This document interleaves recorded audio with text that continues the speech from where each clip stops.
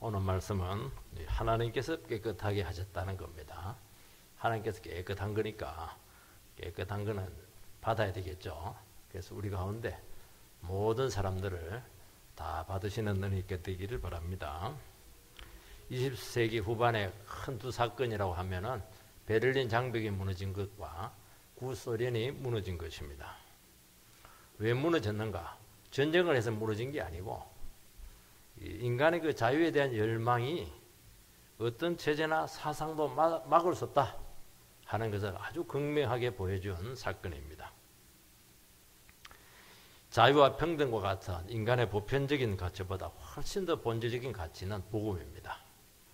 예수가 우리를 죄에서 용서를 했고 예수 믿는 사람들은 하나님의 축복을 아무 공로 없이 은혜로 공짜로 우리에게 터져오기 시작했다.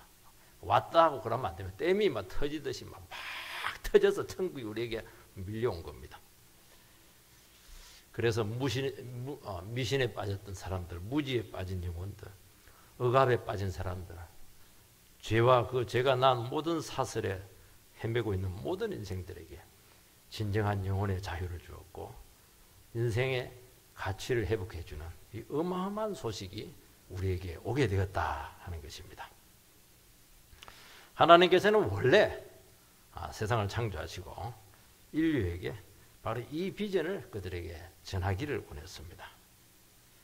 그래서 한민족 유대인들을 선택을 해서 구원을 가르쳐 주었는데 아니 유대인들이 그냥 이 귀한 것들을 자기한테 울타리에 가두어 버렸어요. 우리는 너희들하고 달라. 선민의식하고 종교 제도를 가지고 막 철저하게 구별을 해버렸습니다. 하나님께서는 아브라함에게 너는 열국의 아비가 된다고 했습니다. 사라에게 너는 열국의 어미가 된다고 했지. 이스라엘의 어미가 되고 이스라엘의 아비가 된다 말하지 않았어요. 하나님께 아브라함 때부터 벌써 전 세계에 대한 전 인류에 대한 이 복음의 그 본물을 지금 가지고 지금 비전을 가지고 하고 있는데 자기들이 또 아브라함 자손에 이렇게 하면서 막아버렸어요. 하나님께서는 이제 때가 되었습니다. 아무리 막아도 안 됩니다. 이거는 절대로 막아서 안 돼요. 그냥 댐을 터뜨려 가지고 그냥 베드로를 통해서 베드로도 굉장히 선입견이 강하거든요. 고정관념이 철석 같아요. 절대로 이방인한테 안 가는데 주님께서 안 가는 게 어디 있습니까? 그냥 강권적으로 역사를 해서 고넬료 가정을 찾아가서 거기서 설교를 하게 하고 그것 때문에 성령이 막 내리는 겁니다. 복음의 물고가 이방인들에게 터져서 흘러가기 시작했어요. 성령이 그들에게 임했다는 게 뭡니까? 고넬료도 깨끗한 사람이라는 거예요. 내가 받았다는 거예요. 왜 너희들이 안 받냐는 거예요. 다 받으시기 바랍니다. 기독교는 막 받아들이는 거예요. 구별이 어디 있어요? 신분의 차이가 어디 있고 지역 차이가 어디 있고 정치적인 차이가 어디 있어요? 주님이 받았는데 너가 내보다 똑똑하냐? 지금 그렇게 얘기하고 있는 겁니다. 첫 번째는 주님께서 참 놀랍게 인도를 하셨습니다. 9절 10절 말씀을 읽어보겠습니다. 이튿날 그들이 길을 가다가 그 성에 가까이 갔을 그때 베드로가 기도하려고 지붕에 올라가니 그 시각은 제6시더라. 그가 시장하여 먹고자 하며 사람들이 준비할 때 황홀한 중에 이튿날은 하나님께서 그 전날 고넬료에게 환상으로 나타나가지고 너 빨리 베드로와 요바에 있는 베드로한테 가서 빨리 그를 초청해서 복음을 들어라. 바로 그 한 다음 날이에요. 한 50km 되니까 그날 같이 못 간 겁니다. 이제 그 세 사람을 보냈는데 보낸 그 사람이 엇바성에 가까이 다가왔을 때 베드로가 기도하려고 지붕에 이렇게 올라갑니다. 우리는 다락에 올라가는데 유대인들은 지붕에 올라가요. 지붕이 평평하거든요. 이건 하나님의 섭리입니다. 지금 배가 너무 고파요. 시장하면 어떻게 합니까?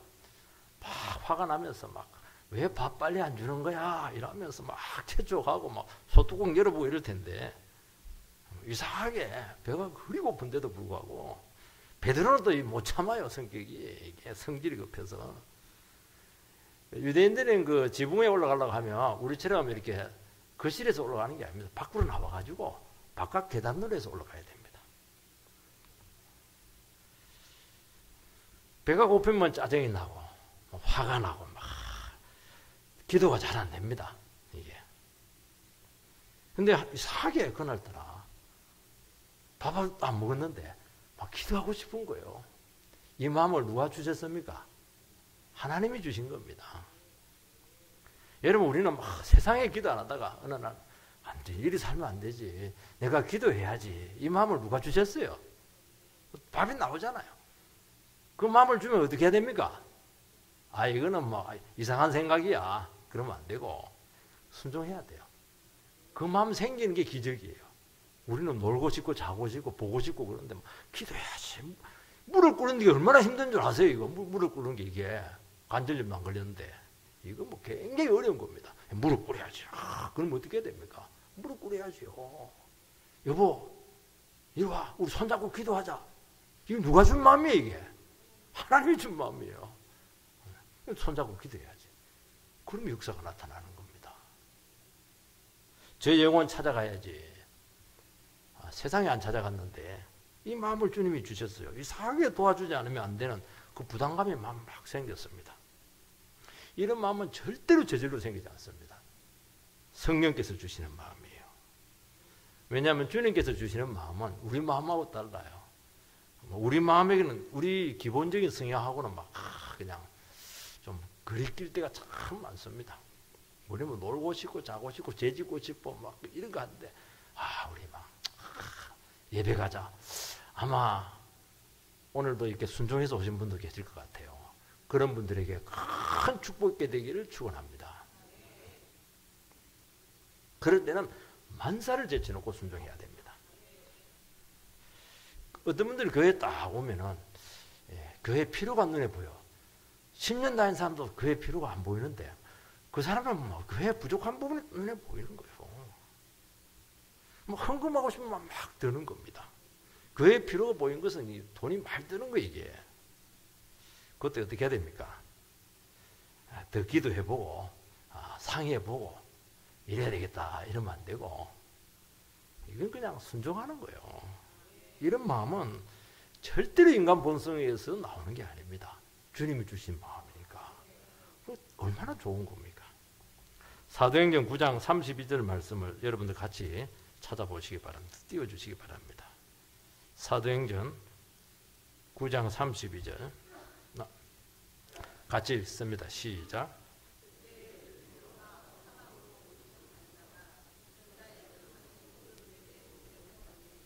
베드로가 이제 사마리아 그 부흥 때 그 파송이 돼 가지고 안수하니까 막 사마리아 사람들이 성령을 받아서 그냥 너무 좋아했어요.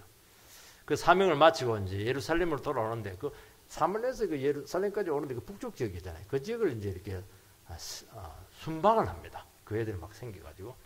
그럼 예루살렘으로 들어가면 되는데 이상하게 예루살렘으로 들어가고 싶지가 않고 그 서부 지역, 지중해 지역 이쪽으로 가고 싶은 거예요. 그래서 뭐라고 되어 있습니까? 루따에 있는 성도들에게도 내려갔더니 안 내려가려고도 했는데 그냥 그 마음이 드는 겁니다. 내려갈까 말까 고민하다가 내려갔습니다. 잘한 겁니까? 못한 겁니까? 굉장히 잘한 거예요. 이 성령께서 주시는 부담이거든요. 아니나 다를까 가보니까 8년 동안 중풍병으로 누워있는 제자가 있는 거예요. 그 치료가 나니까 또 있다가 막 그 뭐 요바에서 또 사람이 와서 다비다를 살려달라고 그렇게 합니다. 그래서 병자도 고치고 그리고 뭐 죽은 자도 살리고 그러니까 그 지역이 뭐 완전히 부흥이 나타나 버렸어요. 그 완전히 소외된 지역이었는데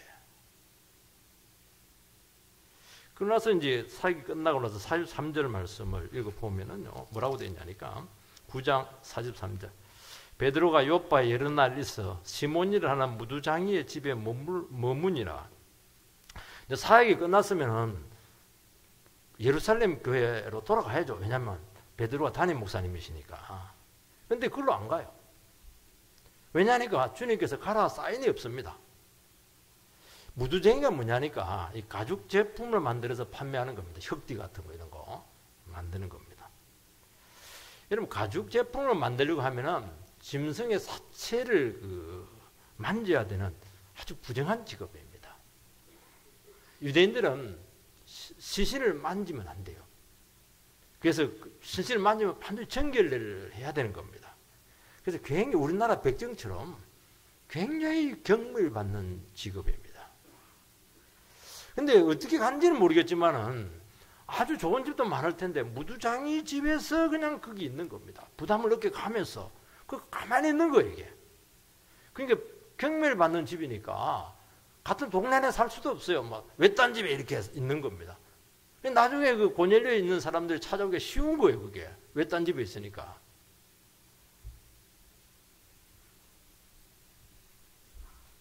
하나님께서는 그곳에서 이방인 고넬료에게 보내려고 준비를 시킵니다. 마음의 준비. 지금 정결례를 어기고 있어요. 그거. 부담이 있는 거예요, 그 집에 있으면서도. 참 사람들도 그래요. 고기는 맛있게 먹으면서도 막 무두쟁이 막 가죽 장갑 끼고 막 이렇게 하면서도 막 무두쟁이를 그렇게 싫어하네요. 많은 생각을 할 수 있는 거예요, 여기서. 왜 내를 여기서 두었을까? 왜 사인이 없을까? 왜 인도가 없을까? 그런데도 안 움직입니다. 왜냐하면 주님께서 인도하셔야 되니까요. 여러분들은 막 움직이죠. 원하는 데 막 하고 싶은 거 다 하고 막 그냥 내 좋아하는 거 다 하고 그렇게 하죠. 그게 좋은 게 아닙니다. 하나님께서 이끄셔야 돼요. 다 이끄셔야 됩니다. 직장도 막 옮기고 싶죠? 하지 마세요. 기도하세요. 주님께서 틀림없이 이끄십니다. 아니 그 정도로 인도를 못 받고 어떻게 신앙생활 하려고 그래요? 주님께서 이끌어 주셔야 거기 가야 버텨내지. 주님께서 함께 역사를 일으키지. 그렇게 하면 계속 옮기는 거예요, 이게. 왜냐하면 자기가 간 거니까. 주님께서 인도한 것이 아니잖아요. 저는 여기 올 때 딱 인도를 했잖아요. 저는 안 움직여요. 사람 말로 절대로 움직이잖아요. 주님께서 움직이게 하는 겁니다. 여러분 평상시에 주님과 동행하고 주님의 인도하심에 민감하게 반응하시기 바랍니다. 그러면 여러분의 삶이 틀림없어요. 주님께서 막 답답하게 하고 그냥 이해 안 되는 그런 자리에 있기도 하고 그런 길로 인도하기도 하고 이렇게 내하고 다르지 당연히. 근데 이해는 안 되지만 그때 가만히 있으시기 바랍니다. 그러면 주님께서는 반드시 새로운 차원으로 여러분의 삶을 이끄실 줄 믿습니다. 그래서 우리가 해야 될 건 뭐냐? 내가 내 삶의 주인에 대해서 내 삶을 끌고 가지 마시기 바랍니다. 힘들어요. 뒤에 그냥 짐덩어리 들고 끌고 가려면 얼마나 힘들어요. 여러분 인생에 짐덩어리가 있을 텐데 그렇게 하지 마시고 무거운 건 주님께 막 맡기고 주님 앞장서시기 바랍니다.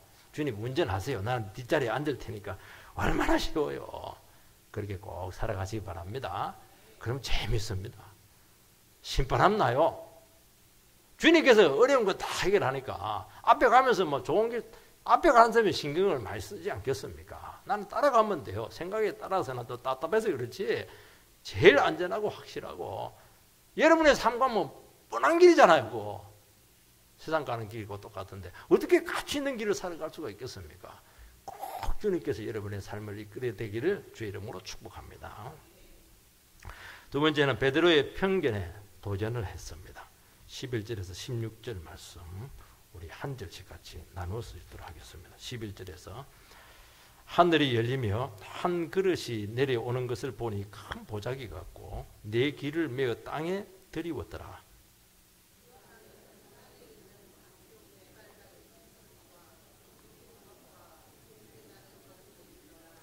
또 소리가 있으되 베드로야 일어나 잡아먹으라 하거늘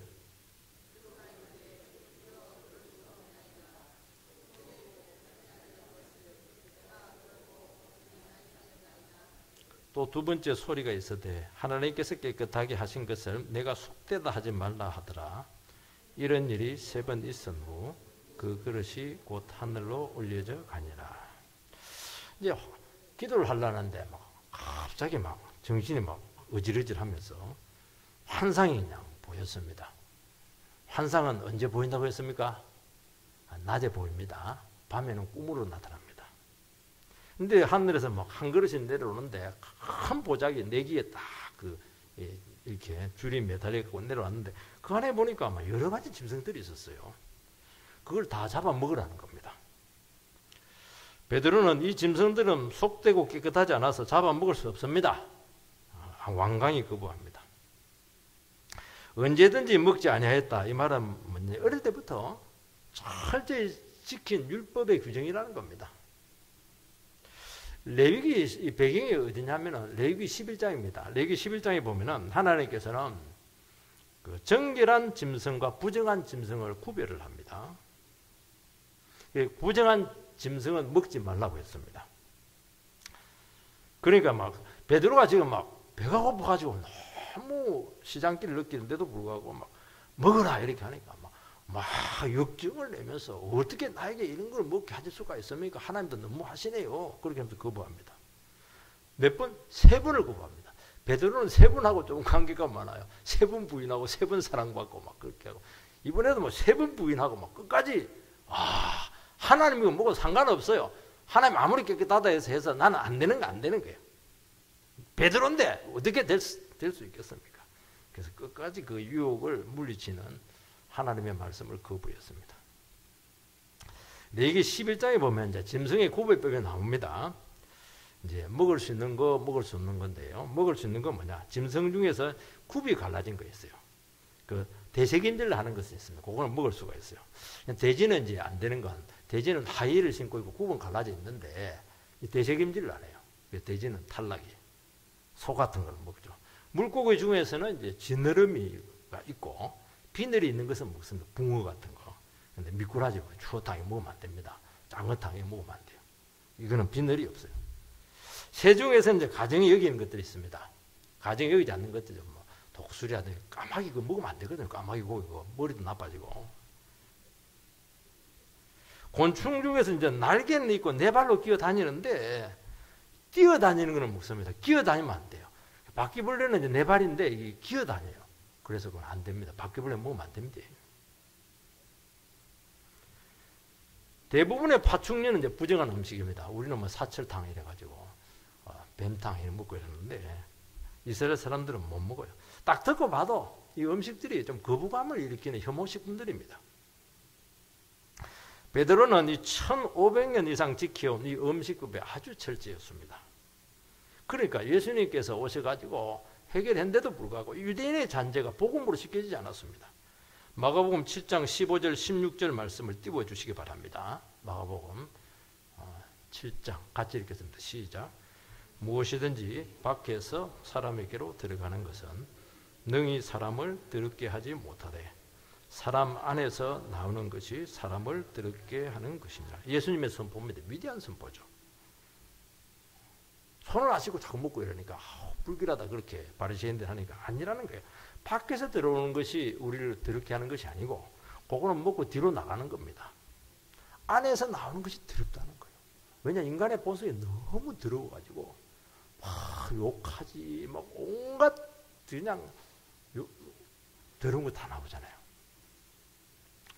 베드로는 오랜 이 간섭에 얽매여 있습니다. 하나님께서는 음식법을 지키게 하셨는데 이것은 먹는 부분에 대해서도 거룩성을 지키라는 것입니다. 막 식욕이 생긴다고 해서 마음대로 먹고 정욕에 좋다고 해서 혐오식품 먹고 이렇게 하면 이것은 영성에서 하나님 자녀의 백성으로서 이게 도움이 되지 않는다는 것입니다. 또 위생적으로 건강적으로 또 이런 제품들이 보면 이 콜레스테롤 수치가 굉장히 높아요. 그래서 먹긴 하지만 이게 상용해서는 안 되는 겁니다. 이거는. 그보다 훨씬 더 중요한 게 뭐냐니까 하나님의 백성으로서 구별된 삶을 살겠다는 겁니다. 음식은 대단히 교제에 중요하죠. 같이 음식을 먹는다고 하는 것은 이스라엘 사회에서는 한 식구라는 거예요. 음식으로 딱 구분해버리니까 교제가 안 되는 거예요. 이게 지금. 왜냐하면 하나님께서는 하나님을 믿지 않는 그 가난한 우상 숭배주의자들, 그 죄에 찌들어 있는 그런 사람들로부터 공동체를 지키기 위해서 교제에 제한을 두게 되었다는 것이죠. 그거는 뭐냐? 이스라엘을 지키기 위해서, 거룩성을 지키기 위해서 그렇게 했다는 겁니다. 우리 지금은 율법적으로 지킬 필요는 없겠지만 지금도 마찬가지예요. 청소년들 그 날라리들하고 같이 교제하면 안 되죠. 오염되잖아요. 그런 정신은 아직까지 있다고 우리는 봐야 되는 것입니다. 오늘 주님께서는 선포를 합니다. 하나님께서 깨끗하게 하신 것을 내가 속되자 하지 말라. 이것은 뭐 어마어마한 대헌장입니다. 이거는 뭐 링컨의 그 노예 해방하고 달라요. 노예 해방은 정치적인 해방인데 이거는 완전한 인간에 대한 진정한 선포죠. 하나님께서 이방인들을 깨끗하다고 했는데 너의 기준으로 더럽다 하지 말라는 겁니다. 유대 전통을 이제 깨뜨리고 있는 거예요.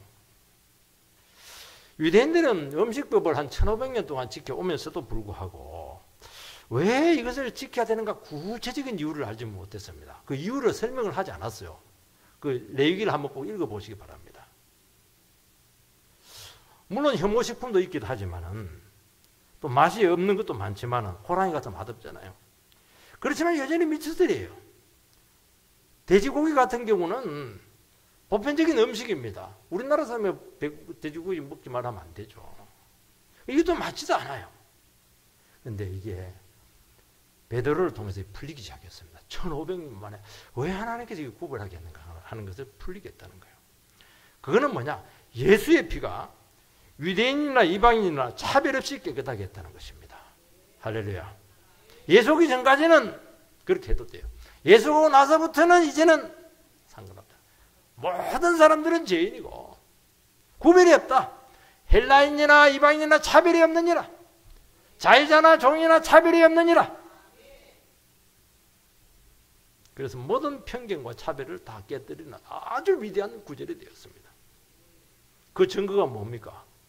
고넬료 가정에 예배를 드리는 그게 뭐 성령이 부어지는 거예요. 하나님께서 받았지 않습니까? 오늘 과학과 문명의 눈부신 발전이 이루어졌음에도 불구하고 제일 해결이 안 되는 게 뭐냐? 편견의 문제예요. 편견. 미국이 뭐 자유주의 사회다 이렇게 해도요. 지금도요. 흑백 갈등은 편견은 막 굉장하다고 그래요. 저는 미국 안 가봐서 몰라요. 한국 선교사님들이 한 번씩 이렇게 중앙아시아라든지 또 아니면 이런 또 요즘 지금 전쟁이 나고 있는 우크라이나 이런 데 가고 이렇게 하면은 인종적인 편견이 굉장하다고 합니다. 그래서 결국 어떤 선교사님은 제가 들었는데 선교지를 아프리카로 옮겨버릴 때 너무 차별이 심해가지고 흑인들은 이제 차별 안 하니까 이런 민족에 대한 편견도 있고요. 여성에 대한 편견은 막 오래됐죠. 지역에 대한 편견이 있어요. 직업에 대한 편견이 귀천이 있다고 얘기하지 않겠습니까? 그래서 인류의 역사는 편견의 역사입니다. 빼딱해요. 이게. 그래서 한 정치가는 뭐라고 했냐 하니까 인간이 편견의 문제에서만 자유할 수 있으면은 인류 문제의 90% 이상은 당장 해결된다 그렇게 하는 겁니다. 이렇게 심각한 문제가 편견의 문제. 색안경을 끼고 다 보니까 문제가 되는 거예요. 그건 교회 안에서도 마찬가지예요. 사회는 더 하죠. 학벌을 가지고 편견을 다 가지고 있는 거예요. 이게. 초대교회는 편견이 없었습니까? 아닙니다. 더 했어요. 유대인들은 이방인들을 개취급했습니다. 더럽고 하나님도 모르고 할례도 받지 못한 그런 종족으로 멸시를 했죠. 근데 이제 이방인들이 막 그냥 복음을 듣고 하나 둘씩 막 생기면서 교회 안으로 막 들어오는 거예요. 아니 주님께서는 받으셨는데 이걸 어떻게 해야 되냐는 게 지금 굉장히 곤란한 문제였습니다. 미국에서는 흑인들이 막 백인 교회 들어오고 이렇게 할 때 못 오도록 막았잖아요. 금지 출입 금지 그렇게 했잖아요. 그래서 고민이 굉장히 많았습니다. 그런데 주님께서는 베드로에게 환상을 주셔서 그 모든 편견을 깨뜨리게 하신 것입니다. 잡아 먹어라. 하나님 그 더러운 것을 어떻게 먹습니까? 안 됩니다. 내가 깨끗하게 한 것을 네가 속되다고 하느냐는 거예요. 네가 하나님이냐? 네가 분별하느냐? 막 책망을 하고 있는 거예요 지금. 너 지금 말씀보다 네 판단을 믿고 있냐는 겁니다. 내가 받았는데 너는 받아야 되지 않겠느냐? 그 얘기하고 있는 것입니다. 우리 주위에 도저히 그대로 받아들일 수 없는 껄끄러운 이웃들이 참 있어요. 보기만 해도 막 단맛이야. 식욕이 떨어진다. 뭐 그냥 꼴보기 싫다. 막 온갖 소리 다 합니다. 우리는 또 교회 와서는 주의 말씀 은혜 받고 사랑해야지. 사랑을 부르짖고 막 또 사랑하게 해달라고 기도하고. 그거는 교회 안에서만 그렇게 하고 밖에 나가면 막 까먹어버려요. 세상 사람들이 예수 믿는 사람들 갖고 놀랍니다. 교회 안에서 눈물 흘리면서 막 형제요 자매요 막 안고 막 우리 막 영원히 같이 가자 이러는데 싸울 때 보면 막 교회 안에 싸울 때 보면요 굉장합니다. 세상보다 더 살벌해요. 욕하잖아요. 그러니까 자기들끼리도 사랑하지 않으면서 우리 보고 사랑하란 말이야. 그렇게 하고 말이지. 도리어 더 예민해요. 넘어가지를 못해요. 별것 아닌 거 가지고. 용서가 안 되는 거예요.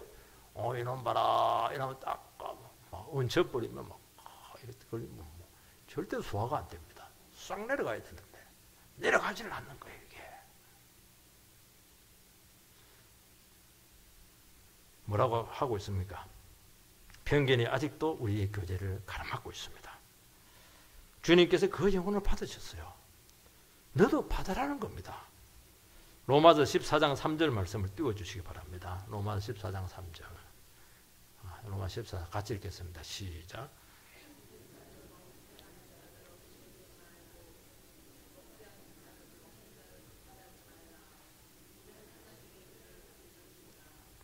요게 이제 교회 안에서 일어난 편견입니다. 로마 교회죠. 로마서니까. 로마 교회 안에 이제 주류가 로마인들이고 비주류가 유대인들이었어요. 완전히 이질적인 그룹인데 같이 신화제를 하고 있는데 먹는 자는 이제 로마 이방인 출신들이에요. 아니 하나님께서 모든 음식에 대해 자유를 주었는데 뭘 구분하냐.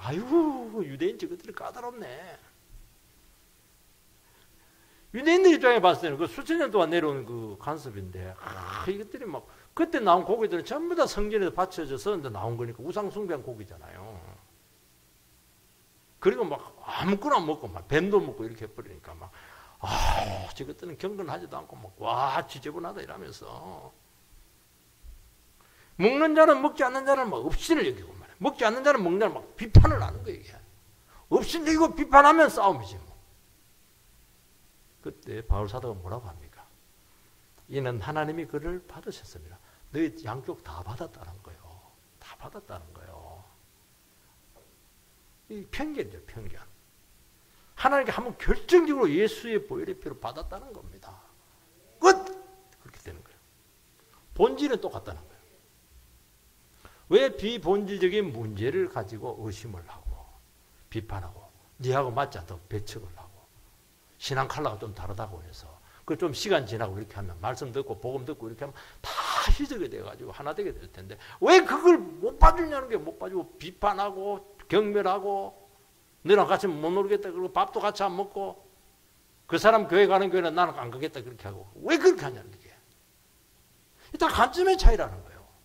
깨달음의 차이라는 겁니다. 이해가 부족해서 그렇다는 거예요. 신앙 배경이 달라서 그렇다는 겁니다. 근데 문제는 뭐냐니까 이런 차이들이 실제로 딱 부딪히면 굉장히 차이가 크게 느껴져요. 본질적인 문제가 있는 것처럼 느껴진다는 겁니다. 주님께서는 나를 있는 모습 그대로 받았습니다. 그럼 그 형제도 받으셨다는 거예요. 내가 죄인이었고 너무나 누추했고 인간적인 치명적인 약점을 가지고 있음에도 불구하고 예수님도 막 하나님도 얼마나 받을까 말까 막 그냥 편견이 있었을 텐데 그래도 예수의 보혈의 피를 의지해서 주님 보혈을 의지하고 나오고 주여 나를 받아주십시오 이렇게 하는 순간 싹 받았어요. 그겁니다. 그거. 내가 같이 살고 있는 저 여보야는 저거 받을 수가 없어요. 저거 마음에도 안 들어요. 그때 하는 말이 무엇입니까? 내가 그 사랑하는 네 배우자 받았다. 우리는 저 사람을 내처럼 만들어서 사랑을 하는데 그러면 안 돼요. 그 자체를 그대로 받으라는 거예요. 바꾸어서 받으려 하니까 문제가 생기는 거예요. 주님이 그대로 받으셨듯이 받으세요. 그 자식이 누구 자식이에요? 내 자식 아닙니까? 고치려고 했는데 고쳐지던가요? 그렇게 계속 싸우는 거예요. 아이고, 그냥 주님께서 알아서 할 거야. 그러면서 그냥 그대로 사랑해 주세요. 그럼 바뀌어요. 고치려 하니까 안 바뀌는 거예요. 그러니까 내가 속이 썩는 거지. 나를 죽여야지 왜 다른 사람을 자꾸 죽이냐는 게 이게. 네가 문제가 있는데 네가 못 받고 있잖아 지금. 주님은 너를 받았는데 왜 너는 못 받냐는 게 이게. 이상하지? 그 얘기하고 있는 거예요 지금. 자꾸 다른 사람을 바꾸려고 그래요.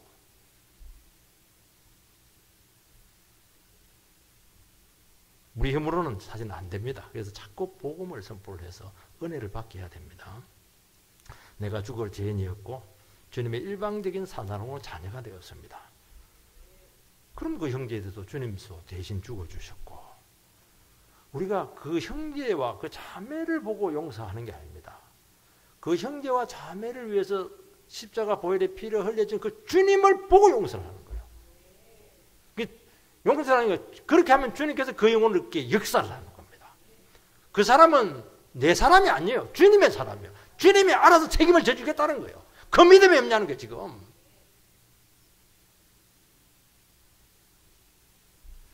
우리 안에 하나둘 못하고 용납할 수 없는 장벽들이 있습니다. 오래된 교인과 새로운 성도 간의 장벽이 있을 수도 있어요.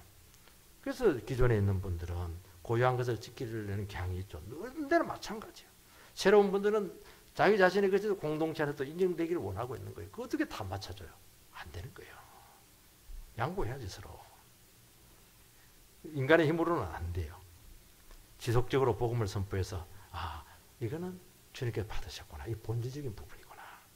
뭐 진리에 대한 것은 이건 고수해야죠. 그냥 다른 것들에 대해 얼마든지 하나님 앞에서 극복될 수 있다는 것을 자꾸 깨우쳐야 된다는 겁니다. 그거 한다고 해서 지옥 가는 거 아니잖아요.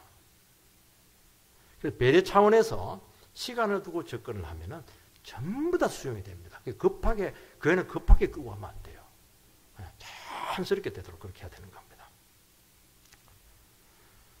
우리는 다 죄인들입니다. 죄인이라고 하는 것은요, 하나님께 버림받은 사람이라는 거예요. 자기 인생 자기 책임져야 되니까 자기 막 굉장히 방어적이야, 우리들은 보면은. 그래서 뭐 사소한 차이를 굉장히 크게 느낍니다. 이때 한번 밀리면 나는 끝까지 밀리는 거야. 그래서 자꾸 차별하고 구별을 하려고 하는데 그게 약해서 그런 겁니다. 약해서 내 걸 막 고수하려고 하는 게 이게요, 신앙이 좋은 것 같죠? 좋은 게 아니라 약해서 그런 거예요. 그것도 인정을 해라는 거예요. 기도해주고.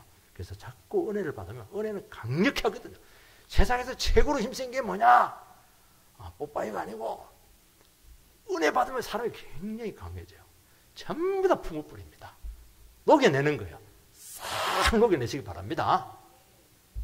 17절 말씀. 베드로가 본 바 환상이 무슨 뜻인지 속으로 의아해 하더니 마침 고넬료가 보낸 사람들이 시몬의 집을 찾아 문 밖에 서서, 베드로는 막 부인했으니까, 주님 말씀 부인했으니까 기분이 별로 안 좋죠. 그냥 막 힘든 거예요, 자기도. 그래서 막 이게 무슨 뜻인가 당황해하고 막 혼란에 빠져 있습니다. 이때가 굉장히 힘든 부분이에요, 여러분들. 거절하는 게 이게요, 불순종하는 게 이게 간단하지가 않아요. 굉장히 양심이 있는 거예요, 이게. 그럼 너 대안이 뭐냐? 대안도 없어요, 이게. 보통 것은 아닌데 의미를 알 수가 없어요. 이때 고넬료가 보낸 사람들이 찾아와서, 이게 뭐 베드로 가는 사람이 있습니까? 그것도 막 온 동네방네 소리 나도 막 큰 소리 이야기하는 거예요. 왜냐하면 못 들었다 그렇게 하면 안 되거든요. 19절 21절 말씀을 읽어보겠습니다. 베드로가 그 환상에 대하여 생각할 때 성령께서 그에게 말씀하시되, 두 사람이 너를 찾으니 일어나 내려가 의심하지 말고 함께 가라. 내가 그들을 보내었느니라 하시니 베드로가 내려가 그 사람들을 보고 이르되, 내가 곧 너희가 찾는 사람인데 너희가 무슨 일로 왔느냐. 성령께서 의심하지 말고 그들을 따라가라. 내가 그들을 보냈다. 얘기하는 겁니다. 이 말씀 듣고 베드로가 깨달아지면서 편견이 깨뜨려집니다. 그래서 우리 힘으로 안 돼요. 성령께서 말씀해 줘야 돼요. 내 안에 말씀해 주어야 돼요. 내가 했다 얘기해야 되는 겁니다. 성령의 말씀 속에 그 환상과 또 음성의 그 의미를 깨닫고 이방인에 대한 편견이 극복이 됩니다. 여러분 성령께서 보냈습니다. 성령께서 보냈으면 만나야 됩니까? 만나지 말아야 됩니까? 만나야 됩니까? 만나지 말아야 됩니까? 대답이 없으시네. 확신이 없는가 본데요. 하나님이 보내시면 만나야 됩니까? 만나지 말아야 됩니까? 만나죠. 여러분 배우자들 하나님께서 안 보내셨나요? 그래서 만났었을 텐데요. 성령님께서 부탁하면 들어줘야 됩니까? 들어주지 말아야 됩니까? 들어주셔야죠. 성령께서 참 위대하세요. 성령의 조명이라고 하는 것은 인간의 그 지각을 뛰어넘습니다. 인간은 딱 틀에 정해져 있거든요. 성령께서 비춰주면 하나님의 조명을 갖고 보기 때문에 우리의 관점들을 완전히 새로 이렇게 바꾸어 줍니다. 시야를 확 넓혀버려요. 그래서 여러분들이 은혜를 받고 예배를 드리는 것은 뭐냐니까 답답하고 힘든 문제가 있을수록 어떻게 해야 되냐니까 자꾸 예배 자리에 나와서 성령의 조명을 받아야 돼요. 빛이 비춰야 돼요. 그러면은요 안 보이던 게 보여요. 깨닫지 못했던 것이 깨달아져요. 그러면서 자꾸 자라게 되고 용량이 커지는 거예요. 맨날 혼자 생각해서 안 돼요. 안 풀리게 돼 있어요. 그거는. 안 풀리니까 그렇게 지금까지 이 문제가 되었던 것이거든요. 그 예배로만 풀리는 겁니다. 그게.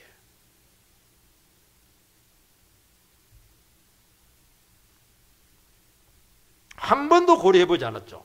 한 번도 생각해 본 적이 없어요. 이거는. 이 방향을 반다는 것은 생각해 본 적이 없어요. 성령께서 강하게 이끄시는 거예요.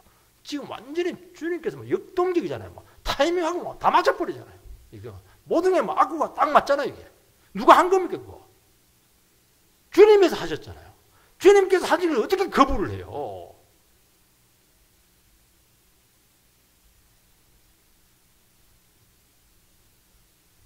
그러면서 생각이 바뀌기 시작해요. 하나님께서 나도 만들었는데 이방인도 만들지 않았냐?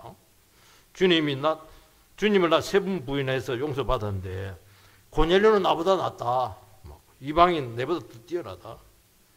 죄인을 용서한 주님께서 이방 죄인도 용서하지 못할 이유가 뭐가 있어? 벌써 생각이 확 바뀌잖아 지금. 이들은 멸시의 대상이 아니고 주님 안에서 더불어 살아야 될 형제다. 이렇게 나오는 거예요. 참 성령의 감동이 위대한 겁니다. 감동받으시기 바랍니다.